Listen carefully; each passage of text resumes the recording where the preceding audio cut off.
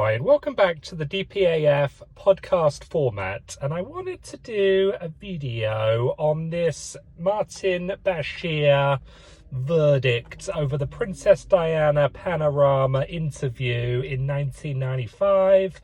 And Prince William's come out this evening and has been totally slamming the Martin Bashir approach to land this interview with Princess Diana. And I think this is an absolute and total sham by Prince William, by Earl Spencer, and by the royal family. I mean, the big reason for this is because they want to preempt the next season of The Crown. And people say, like, David, what the hell are you talking about? What has The Crown got to do with, Martin Bashir? And I think this all sort of stems from the last season of The Crown, where it was the big sort of build-up. The cracks were starting to appear in the marriage of Diana and Charles, and it was obvious that the next season, which I think is season 6, is going to sort of show Prince Charles and Earl Spencer in a very, very bad light. And Earl Spencer immediately sought to preempt this negative PR by kind of initiating this investigation into how the BBC kind of got this interview, how Martin Bashir got this interview. And this thing's been sort of rumbling on for the last few months. And finally, there's been some independent panel that's delivered, the predictable verdict that, Princess Diana was not so culpable for doing this interview, but the BBC and particularly Martin Bashir, has been thrown under the bus for, kind of getting hold of this interview by illicit measures. And, of course, it's been 307 months since this interview took place in November 1995, and it's now just 1 month before season 6 of The Crown begins filming. And obviously this verdict is going to put significant pressure on how the series is filmed.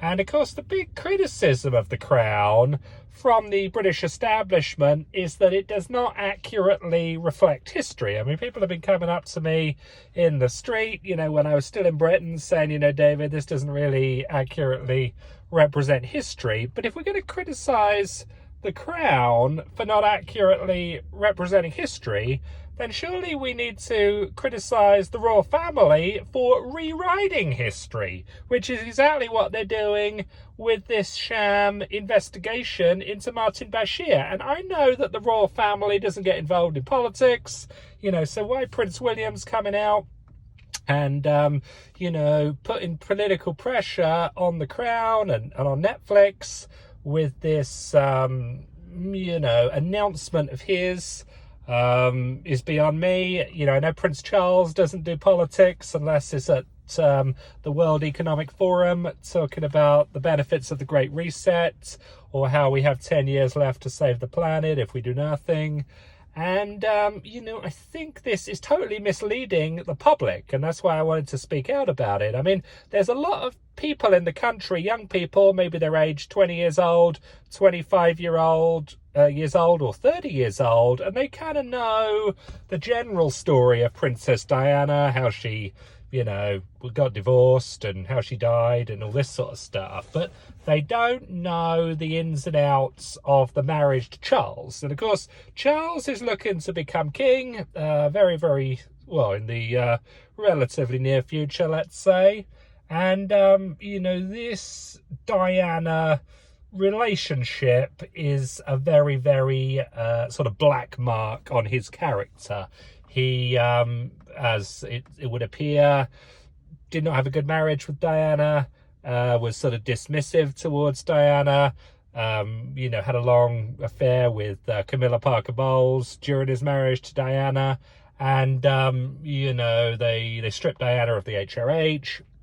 And politically, as this comes out in The Crown, it's going to turn public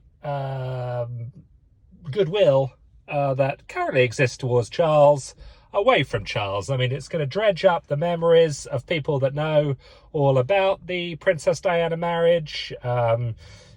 Again, and it's going to bring new scrutiny onto Charles from a younger audience that do not know much about the ins and outs of the Diana marriage. And of course, it all came out in the Martin Bashir interview that, you know, she said there was 3 of us in this marriage and she was suicidal and, you know, she kept throwing herself down the stairs and all this sort of stuff. I mean, pretty much look at any Meghan Markle interview and, you know, pretty much everything that she talks about comes from the Princess Diana, Martin Bashir panorama interview in 1995. So for the royal family to come in and try to rewrite history now, just before filming of The Crown, I think it's totally disingenuous. I think it's totally dishonest, and I think it's a complete and total sham. And obviously Earl Spencer, you know, he has a bit of a checkered background just in general, but after Princess Diana divorced Prince Charles, she wanted to sort of move back to Althorpe House. She reached out to Earl Spencer, said, look, I want to move back. And, you know, he ignored her. He didn't let her move back. He didn't want the Diana circus coming to interrupt his life. And then, of course, she died, and everyone felt really guilty about how they treated Princess Diana.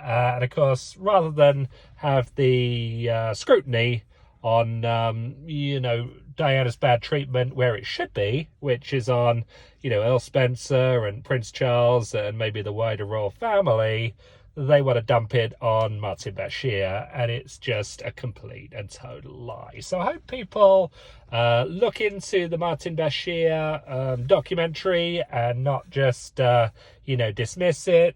What it also does is it removes culpability from Princess Diana. You know, she was totally in control of her faculties. She wanted to suck it to the royals because she was bitter and out for revenge. There's nothing in the Martin Bashir interview that she did not mean to say. And, you know, for Prince William to say, oh, she was duped and all this kind of stuff, just a lot of rubbish. So thanks a lot for listening. Please subscribe to the channel and we'll talk to you soon.